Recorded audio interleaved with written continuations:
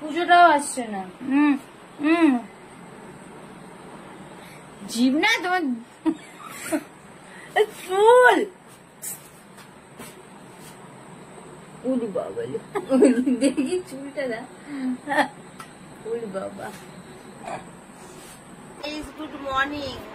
তো সকালবেলা ঘুম থেকে উঠেছি, রাত্রে তো ব্লগে শুট করতে করতে ঘুমিয়ে গেছি। আমার কাছে টাকা নেই, 5,000 টাকা দাও দেখি। দেখো না, সকাল থাকবে না। 200 টাকা দাও, 2 মাছ নিয়ে আসি। 200 টাকা দাও। কেন তোর অত দামি মাছের আমার দরকার নেই।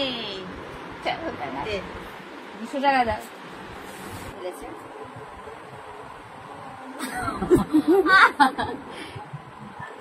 এটা একটু মোটরসাইকেল চালাতে না না কি বলছে, অটো চালা। দাঁড়া বন্ধুরা, অটো চালা। হাতটা নিরম করো হরেন্ডে। আরেকটু বাবু, আরে ব্রেক দাঁড়াও, সিগন্যালে আছে তো। সবাইকে কি বলবো এখন, good night. Good night, good night বলে ব্লগটা স্টার্ট করলাম, ঠিক আছে? গুড নাইট বলে সবাই ঘুমিয়ে যাও না।